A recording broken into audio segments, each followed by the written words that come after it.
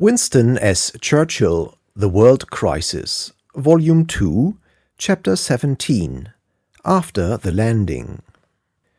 In spite of the fact that the army was brought to a standstill, the great event of the landing continued to produce its impression throughout Europe.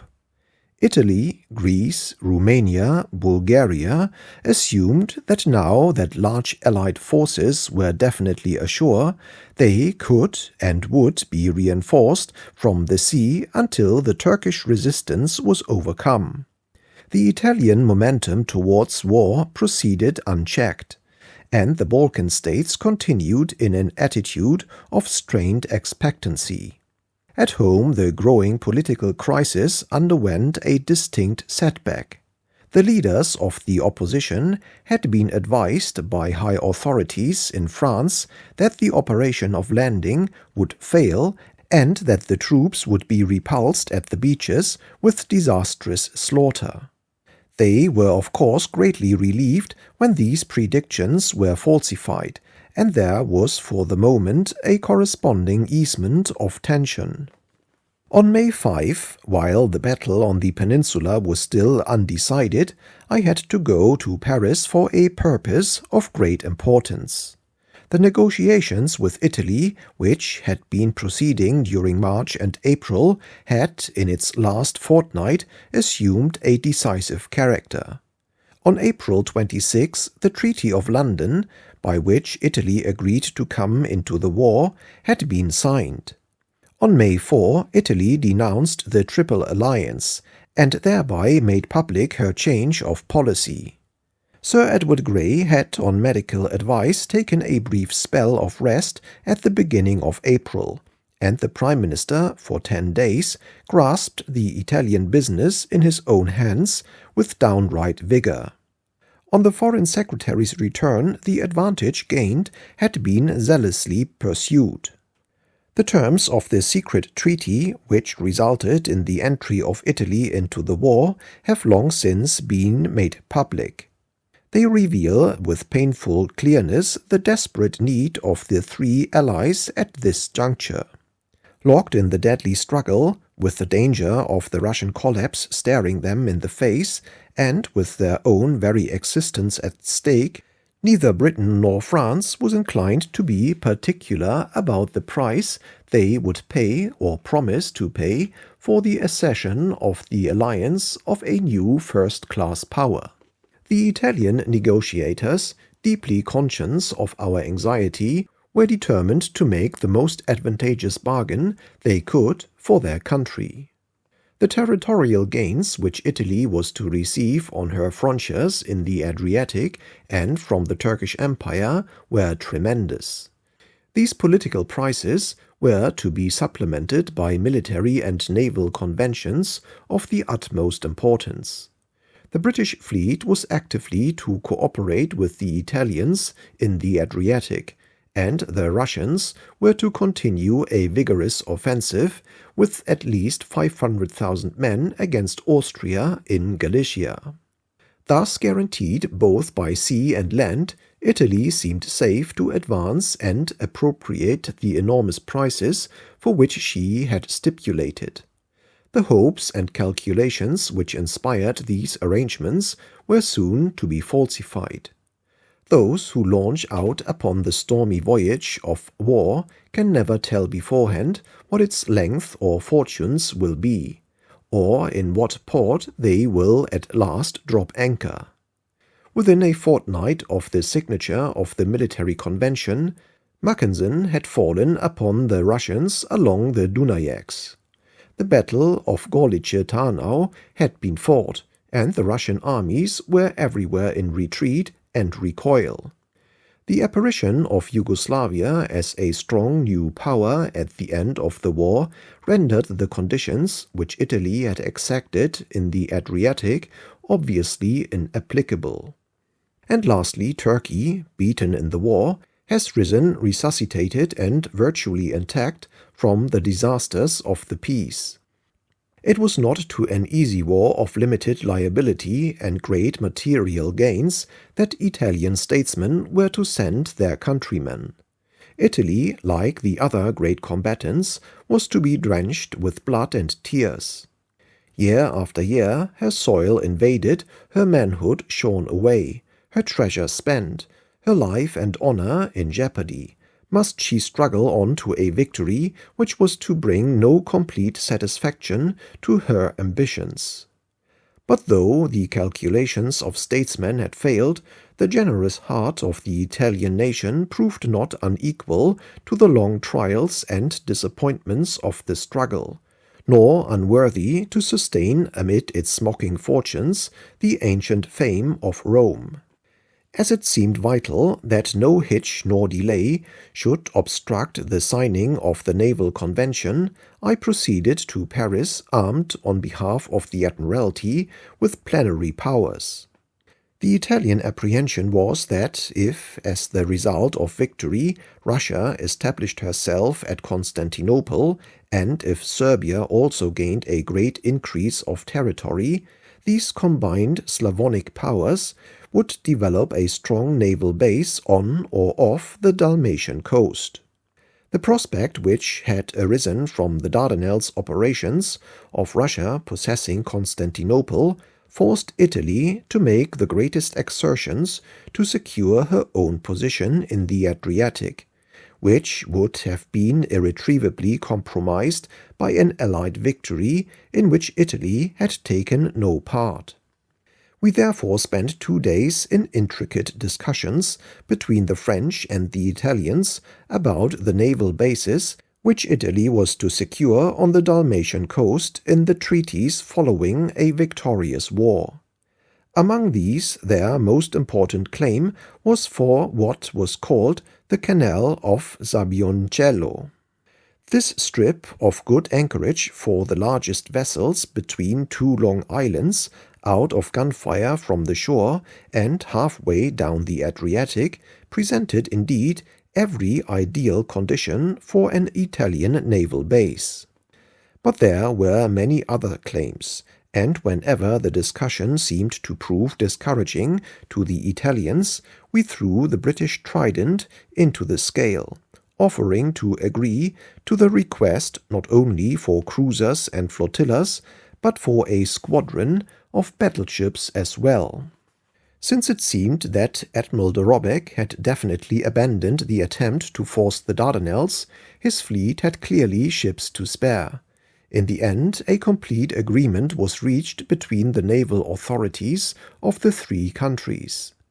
The Italians insisted on having British battleships, and the French, without taking offense at this, agreed to replace a British squadron taken from the Dardanelles by an equal number of their own vessels.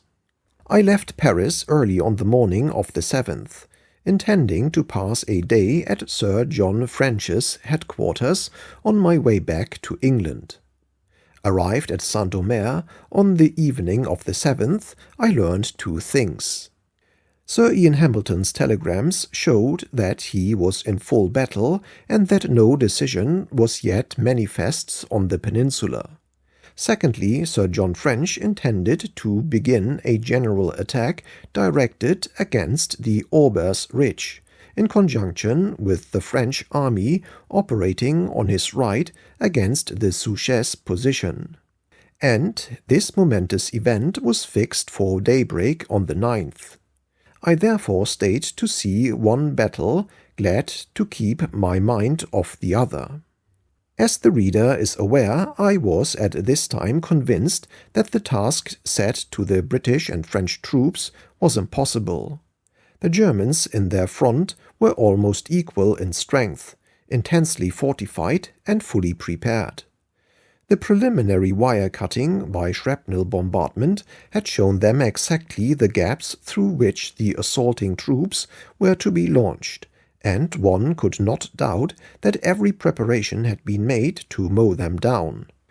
Moreover, the British supplies of shell were extremely limited, and the high explosive needed to shatter the German trenches was practically non-existent.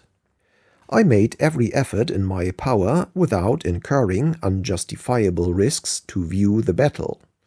But neither far off from a lofty steeple nor close up on the fringe of the enemy's barrage was it possible to see anything except shells and smoke. Without actually taking part in the assault, it was impossible to measure the real conditions. To see them, you had to feel them, and feeling them might well feel nothing more.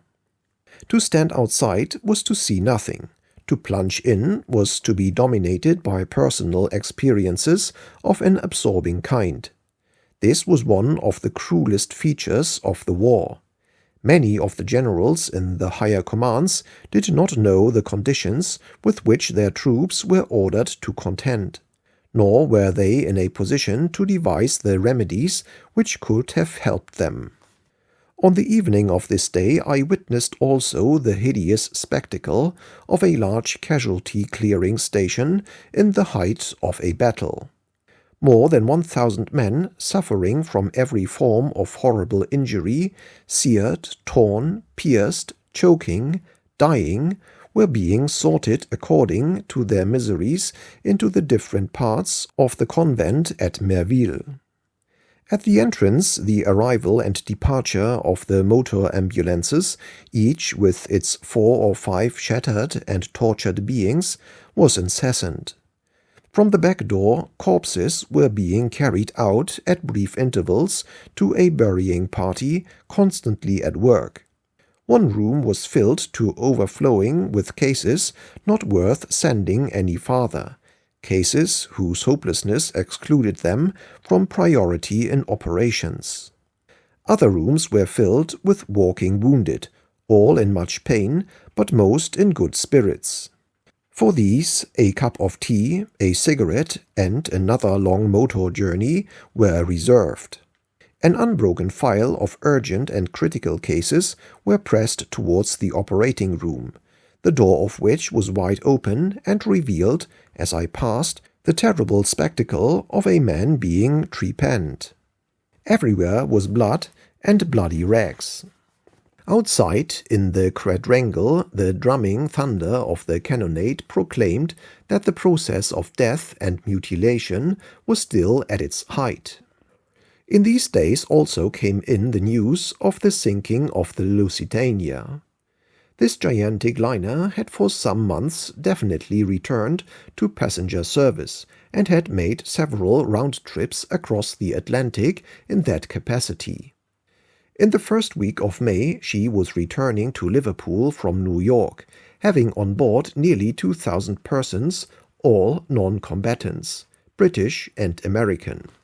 Including in her cargo was a small consignment of rifle ammunition and shrapnel shells weighing about 173 tons. Warnings that the vessel would be sunk, afterwards traced to the German government, were circulated in New York before she sailed. On May 4 and 5, while she was approaching the British Isles, German U-boats were reported about the southern entrance to the Irish Channel, and 2 merchant ships were sunk. Further reports of submarine activity in this area came in on the 6th. In consequence, repeated and specific warnings and information were transmitted from the Admiralty wireless station at Valencia. May 6, 12:05 a.m. to all British ships. Avoid headlands. Pass harbors at full speed. Steer mid-channel course. Submarines off Fastnet. May 6, 7:50 p.m. to Lusitania. Submarines active off south coast of Ireland. May 7, 11:25 a.m. to all British ships. Submarines active in southern part of Irish Channel. Last heard of south of Coningbeck Lighthouse. Make certain Lusitania gets this. May 7, 12:40 p.m. to Lusitania. Submarines 5 miles south of Cape Clear, proceeding west when sighted at 10 a.m. All these messages were duly received. The Admiralty Confidential Memorandum of April 16, 1915, contained the following passage. War experience has shown that fast steamers can considerably reduce the chance of successful surprise submarine attack by zigzagging. That is to say, altering the course at short and irregular intervals, say in 10 minutes to half an hour. This course is almost invariably adopted by warships when cruising in an area known to be infested with submarines. The underwater speed of a submarine is very low, and it is exceedingly difficult for her to get into position to deliver an attack unless she can preserve and predict the course of the ship attacked. In spite of these warnings and instructions, for which the Admiralty Trade Division deserve credit, the Lusitania was proceeding along the usual trade route without zigzagging a little more than three-quarter speed when, at 2:10 p.m. on May 7, she was torpedoed 8 miles off the Old Hat of Kinsale by Commander Schweiger in the German submarine U-20. 2 torpedoes were fired, the first striking her amidships with a tremendous explosion, and the second a few minutes later striking her aft. In 20 minutes she foundered by the head, carrying with her 1,195 persons, of whom 291 were women and 94 infants or small children. This crowning outrage of the U-boat war resounded through the world. The United States, whose citizens had perished in large numbers, was convulsed with indignation, and in all parts of the Great Republic the signal for armed intervention was awaited by the strongest elements of the American people. It was not given, and the war continued in its destructive equipoise. But henceforward, the friends of the Allies in the United States were armed with a weapon against which German influence was powerless, and before which, after a lamentable interval, cold-hearted policy was destined to succumb. Even in the first moments of realizing the tragedy and its horror, I understood the significance of the event. As the history of the Great War is pondered over, its stern lessons stand forth from the tumult and confusion of the times. On 2 supreme occasions the German imperial government, quenching compunction, outfacing conscience, deliberately, with calculation, with sinister resolve, served the underlying bonds which sustained the civilization of the world and united even in their quarrels the human family. The invasion of Belgium and the unlimited U-boat war were both resorted to on expert dictation as the only means of victory. They proved the direct cause of ruin. They drew into this struggle against Germany mighty and intangible powers by which her strength was remorselessly borne down. Nothing could have deprived Germany of victory in the first year of war except the invasion of Belgium. Nothing could have denied it to her in its last year except her unlimited submarine campaign.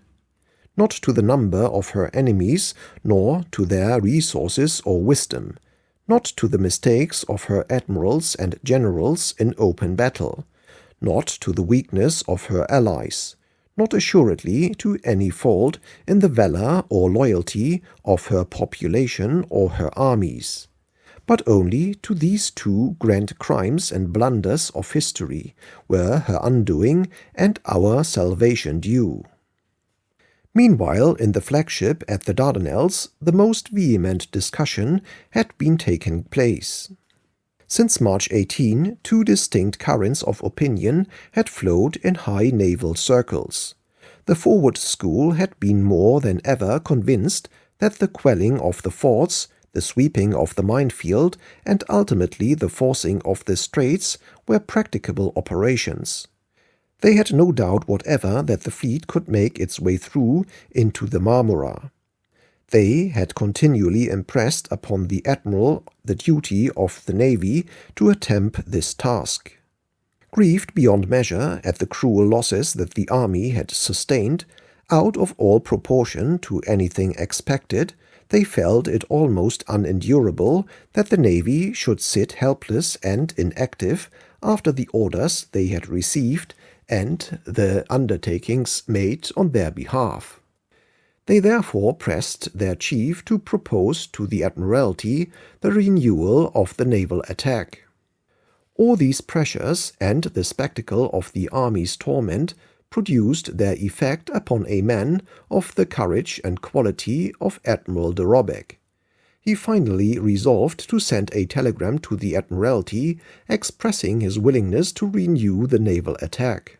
The telegram bears the imprint of several hands and of opposite opinions, but apparently, as we now know, all present at these conferences in the Queen Elizabeth believed that the telegram would be followed by immediate orders for battle from the Admiralty. Admiral Guay-Praté, the French commander, telegraphed to the Minister of Marine showing that he fully expected to be launched in decisive attack and asking for an additional and stronger ship to reinforce the French squadron. All the naval staff and commanders rested, therefore, under the impression of a great and sublime decision, in pursuance of which they would readily face every risk and endure every loss. Vice Admiral de Robeck to Admiralty, May 10, 1915. The position in the Gallipoli Peninsula. General Hamilton informs me that the army is checked. Its advance on Akibaba can only be carried out by a few yards at a time, and a condition of affairs approximate to that in northern France is threatened. The situation therefore arises, as indicated in my telegram 292. If the army is checked in its advance on Kilitba, the question whether the Navy should not force the Narrows, leaving the forts intact, will depend entirely whether the fleet could assist the army in their advance to the Narrows best from below Chanak, with communications intact, or from above, cut off from its base. The help which the Navy has been able to give the army in its advance has not been as great as was anticipated, though effective in keeping down the fire of the enemy's batteries. When it is a question of trenches and machine guns, the Navy is of small assistance. It is these latter that have checked the army. From the vigor of the enemy's resistance, it is improbable that the passage of the fleet into the Marmora will be decisive, and therefore it is equally probable that the straits will be closed behind the fleet. This will be of slight importance if the resistance of the enemy could be overcome in time to prevent the enforced withdrawal of the fleet owing to lack of supplies. The supporting of attack of army, should the fleet penetrate the Sea of Marmora, will be entrusted to the cruisers and certain older battleships, including some of the French, whose ships are not fitted for a serious bombardment of the Narrows. This support will obviously be much less than is now given by the whole of the fleet. The temper of the Turkish army in the peninsula indicates that the forcing of the Dardanelles and subsequent appearance of the fleet of Constantinople will not, of itself, prove decisive. The points for decision appear to be, first, can the Navy by forcing the Dardanelles ensure the success of the operations? Second, if the Navy were to suffer a reverse, which of necessity could only be a severe one, would the position of the army be so critical as to jeopardize the whole of the operations? This message deserved very attentive study. It was clearly intended to raise the direct issue of the renewal of the naval attempt to force the straits. In it, Admiral de Robeck balanced the pros and cons on the whole with an emphasis on the latter. But at the same time, he intimated unmistakably his readiness to make the attempt if the Admiralty gave the order. His telegram caused me much perturbation. I was, of course, as always, in favor of renewing the naval attack. But the situation at this moment was very different from what it had been in March and April, and in pursuance of Admiral de Robbeck's decision of March 22, we were now following another line of policy. 3 important events had taken place. First, the army had been landed on the Gallipoli Peninsula with a loss of nearly 20,000 men. That army was, it is true, arrested, but Lord Kitchener had told me that he intended to reinforce it with the whole army corps for which Sir Ian Hamilton had asked. The landing under fire had always been the feature in the operation most to be dreaded. It had been accomplished, and it seemed that since the Turks had not been able to prevent the landing, they would certainly fail to stop the further advance of the army, if the ample reinforcements which were available were rapidly poured in. There were, therefore, at this moment, reasonable prospects of carrying the military operations through to success if adequate military reinforcements were sent with promptitude. Secondly, Italy was about to enter the war. The Anglo-Italian Naval Convention, which we had just signed, obliged us to send 4 battleships and 4 light cruisers to join the Italian fleet in the Adriatic. I had undertaken this on the basis which had ruled ever since March 22, that Admiral de Robbeck had definitely abandoned the naval attack and that we were committed to fight the issue out by military force.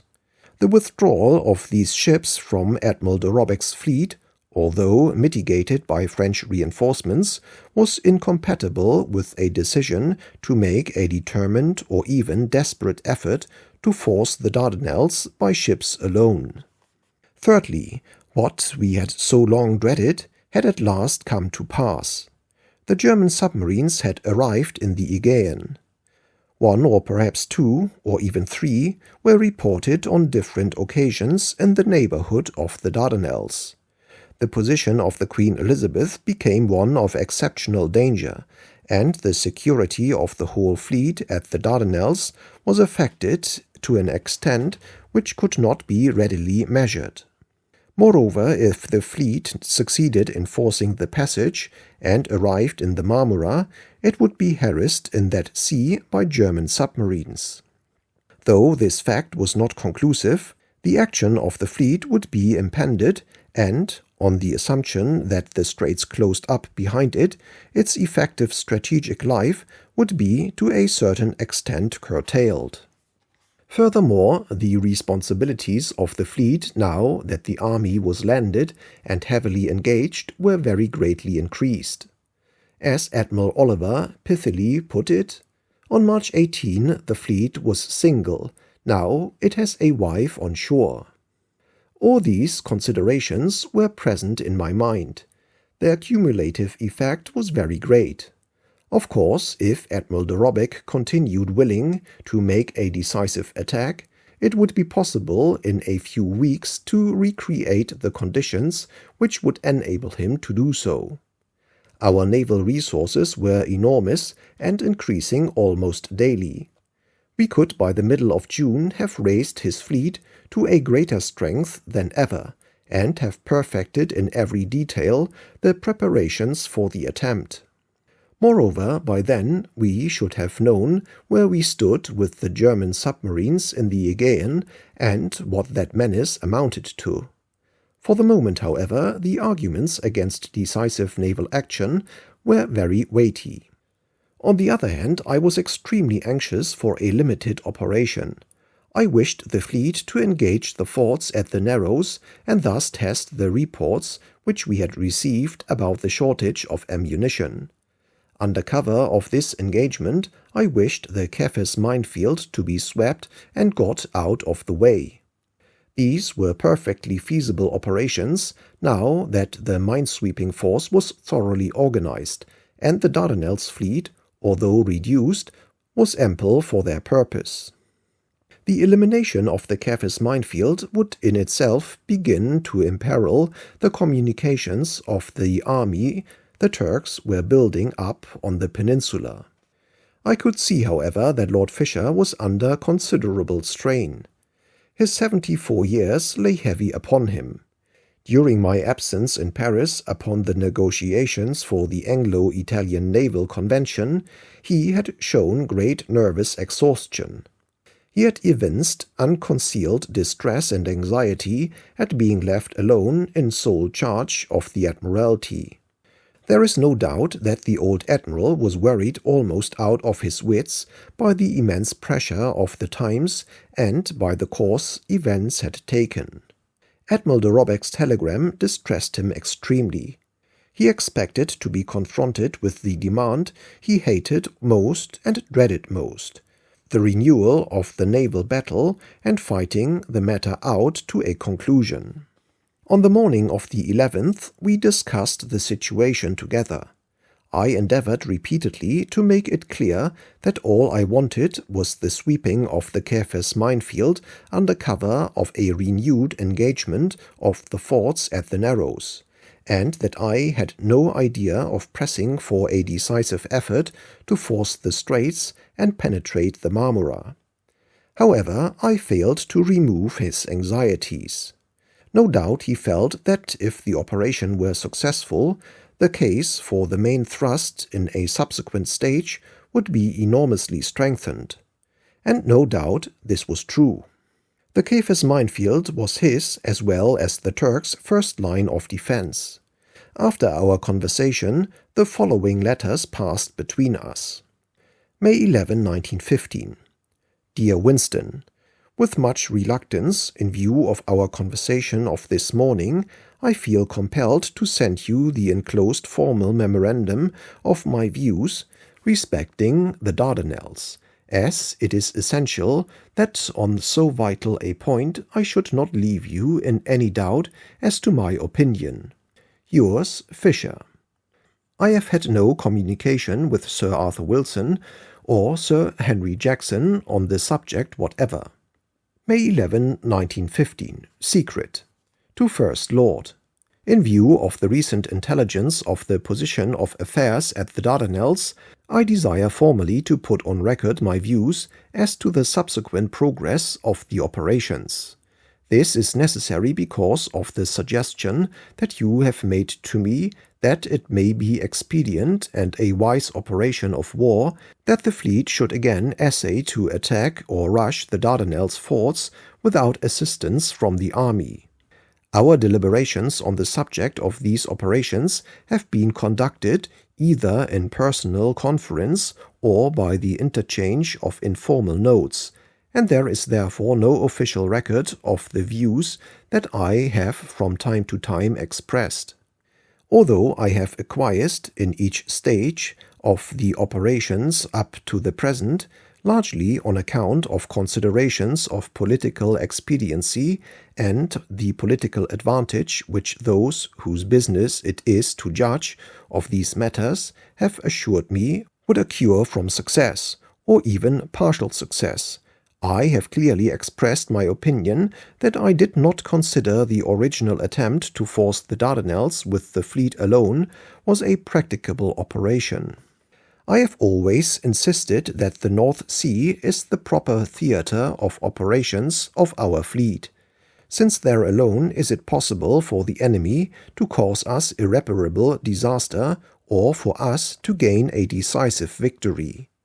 For this reason I have looked with misgivings on the steady drain of our naval force to the Dardanelles during the last 4 months, whether the operations were to be conducted in conjunction with the army or not. This collection of forces in the Mediterranean has been carried out so gradually that it has been difficult for me to decide at what point danger was threatened in the North Sea. Yet each successive increment to the fleet in the Mediterranean has appeared essential to the success of the local operations. Nevertheless, I was compelled finally to write to you some few weeks ago that I considered we had reached finality, and that no further depletion of our forces in home waters was permissible without grave risk in the principal theatre of the naval war. Yesterday evening you sent me a draft telegram for my concurrence, giving a proposed reply to the telegram received from Vice Admiral de Robeck earlier in the day. The general tone of this telegram implied that the Board of Admiralty might be prepared to sanction the fleet undertaking further operations against the forts, irrespective of the army being unable to advance beyond their present positions. I made an amendment without which I was not able to concur in this telegram being sent, inserting the words, "A naval attack cannot even be considered until the Italians, etc., etc." I have not heard from you whether this telegram or any has actually been sent. I presume not, as I have seen no copy. Footnote: I cannot trace this draft. No doubt it was to the effect that while an attempt to rush the straits could not immediately be authorized, operations should be undertaken to sweep the Kefes minefield under cover of the fleet and force the forts to exhaust their ammunition. It seems probable that the words introduced by Lord Fisher destroyed the purpose and meaning of the telegram. It was not sent. Nothing was ever sent without his agreement. End of footnote. But it is clearly in my mind that you yourself would be prepared to sanction such a proceeding. I therefore feel impelled to inform you definitely and formally of my conviction that such an attack by the fleet on the Dardanelles forts, in repetition of the operations which failed on March 18, or any attempt by the fleet to rush by the Narrows, is doomed to failure, and, moreover, is fraught with possibilities of disaster utterly incommensurate to any advantage that could be obtained therefrom. In my opinion, we cannot afford to expose any more ships to the risk of loss in the Dardanelles, since the ships there, though not consisting in the main of first-line units, are the reserve on which we depend entirely for supremacy in the event of any unforeseen disaster. Ships sent up to the Sea of Marmara before the forts had been occupied by the army would be exposed to great danger, in my opinion, both in getting there and after their arrival. Before the naval attack on March 19, I expressed the opinion at the War Council that the whole operation, if pressed to a conclusion, would entail a loss of 12 battleships. 3 battleships of the Allies were sunk on the 19th, and 2 others very seriously damaged, although they never came to really close quarters with the powerful batteries at the Narrows and never got close enough to attempt to cross a permanent minefield. If we now try to rush the Narrows, we shall first have to silence and completely control the fire of the very heavy batteries situated there, and then to force our way through minefields. The experience we have gained up to date does not encourage me to think that there is any reasonable prospect even of silencing the guns. The gunners will retire from them until we are to such close quarters that they cannot miss, and then the guns will be fired at hulling range.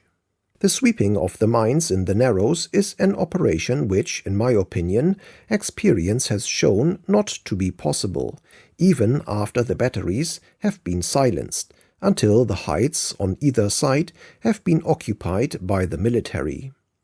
Even after the Narrows are forced, we have still to deal with the Nagara group of forts, and there will certainly be further minefields beyond the Narrows and in the Sea of Marmara. Consequently, in addition to the heavy ships, we must pass up a sufficient force of minesweepers, without which the large ships will be powerless and caught in a deadly trap. Finally, even if the fleet or a portion of it is rushed through to the Marmara, it will not be possible to keep it supplied with coal or munitions, or to push an army up to cooperate with it. And as you yourself so pertinently pointed out in the early discussions on this question, a fleet by itself can effect very little at Constantinople. Moreover, it would again lose disastrously in returning through the Dardanelles, merely repeating Duckworth's fiasco. We are dealing this time with highly scientific and skilled and trained Germans, and we cannot gamble on any possibility or inefficiency on the part of the defense. There is the further menace of German submarines daily drawing nearer to the Dardanelles, and certainly acquainted with the minefields and able to pass into the Marmora, where they would deal destruction to any of our ships. For the above brief reasons, I cannot, under any circumstances, be a party to any order to Admiral de Robeck to make an attempt to pass the Dardanelles until the shores have been effectively occupied. I consider that purely naval action, unsupported by the army, would merely lead to heavy loss of ships and invaluable men, without any reasonable prospect of a success in any way proportionate to the losses or to the possible further consequences of those losses. I therefore wish it to be clearly understood that I dissociate myself from any such project. Fisher. Mr. Churchill to Lord Fisher, May 11, 1915. You will never receive from me any proposition to rush the Dardanelles, and I agree with the views you express so forcibly on this subject. It may be that the Admiral will have to engage the forts and sweep the Kefes minefield as an aid to the military operations, and we have always agreed in the desirability of forcing them, the enemy, to fire off their scanty stock of ammunition. But in view of Hamilton's latest telegrams, this is clearly not required now. And it is my most earnest hope on public, and still more on personal grounds, that any real issue, when presented, will find us, as always hitherto, united. That shall be my only endeavour. We are now in a very difficult position. Whether it is my fault for trying, or my misfortune for not having the power to carry through, is immaterial. We are now committed to one of the greatest amphibious enterprises of history. You are absolutely committed. Comradeship, resource, firmness, patience, all in the highest degree, will be needed to carry the matter through to victory. A great army hanging on by its eyelids to a rocky beach and confronted with the armed power of the Turkish Empire under German military guidance, the whole surplus fleet of Britain, every scrap that can be spared, bound to that army and its fortunes as long as the struggle may drag out.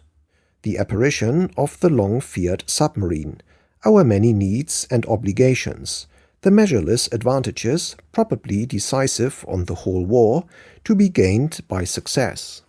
Surely here is a combination and a situation which require from us every conceivable exertion and contrivance which we can think of.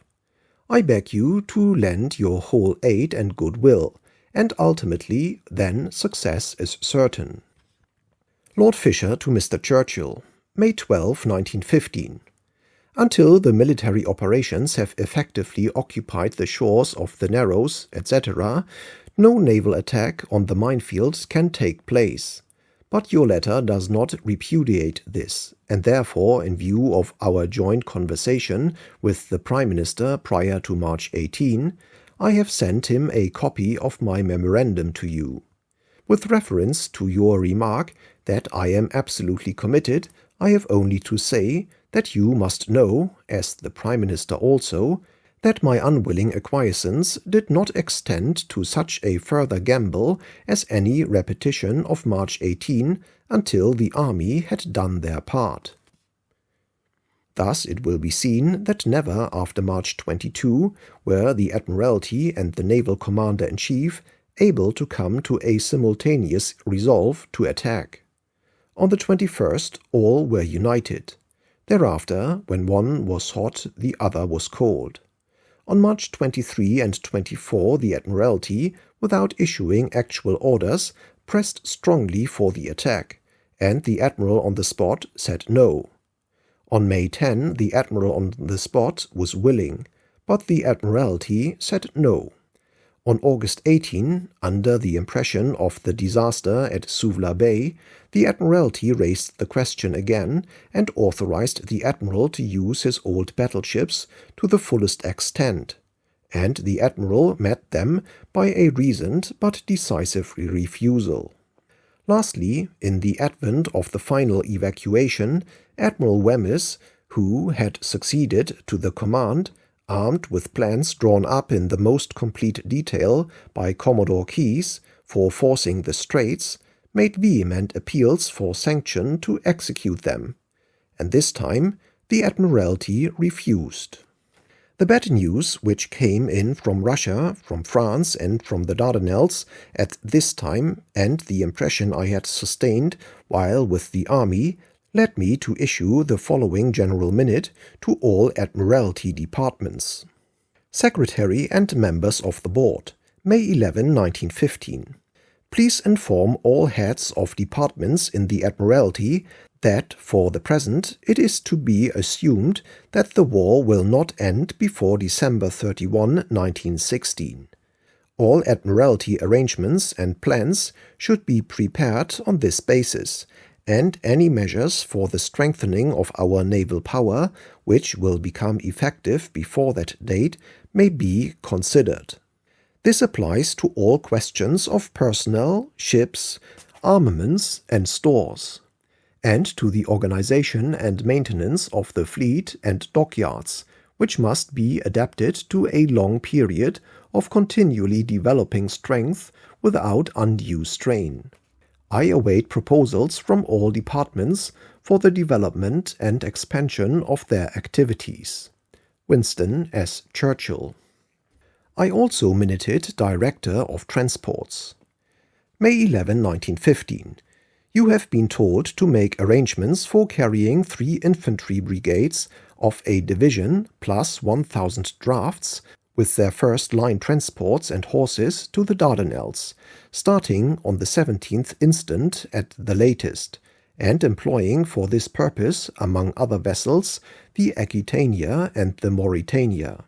The artillery and all other details of the complete division are to go at the earliest moment, which will be when the first transports return from the Mediterranean. In addition to this, sufficient transports are to be brought home from the Mediterranean at once to take another complete infantry division to the Dardanelles. These should be ready to sail not later than the 30th instant.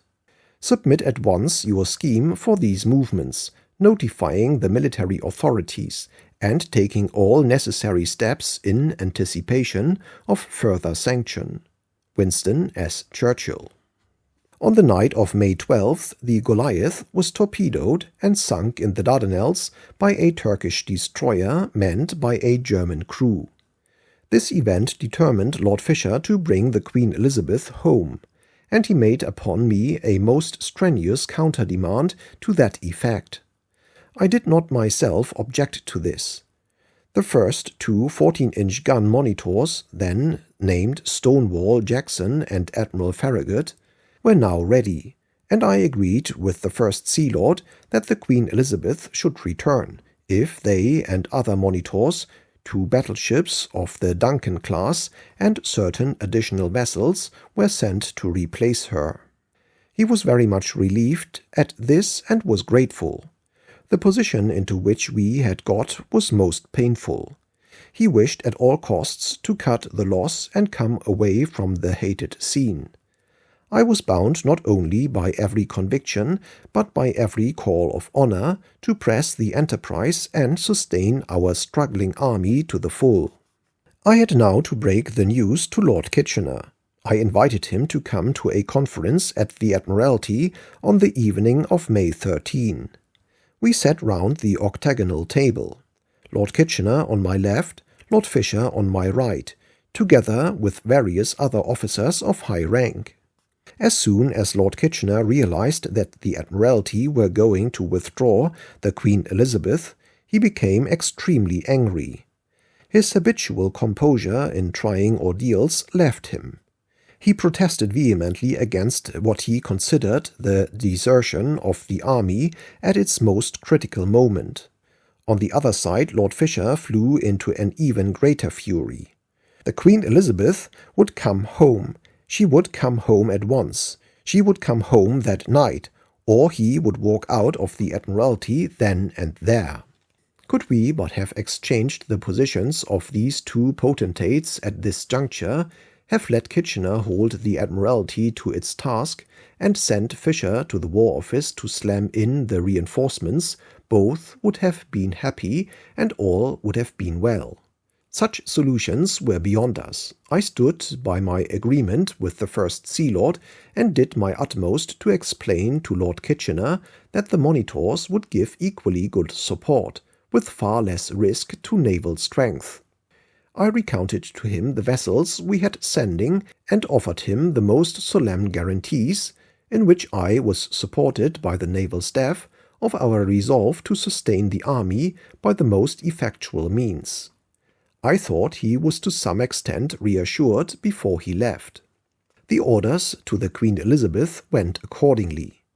I telegraphed to Admiral de Robeck to counteract any depressing effects from this temporary reduction of his forces, coming on top of the withdrawal of the 4 battleships for the Adriatic to meet the provisions of the Anglo-Italian Naval Convention. Anyhow, Italy was about to join us.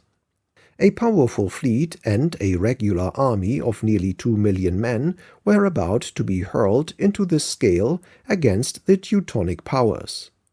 Only patience and firmness were needed to carry everything through to success.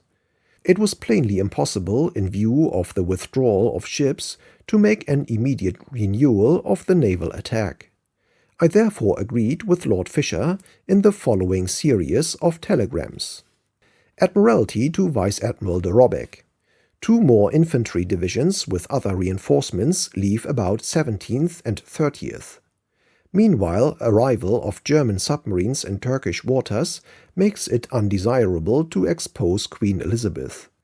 We are therefore sending you at once, instead, Exmouth and Venerable, and also before the end of the month, the first 2 new monitors, Admiral Farragut and Stonewall Jackson, with 2 14-inch guns apiece, an effective range of 20,000 yards, firing a 1,400-pound high-explosive shell, 10 feet draught, and special bulges against mine and torpedo.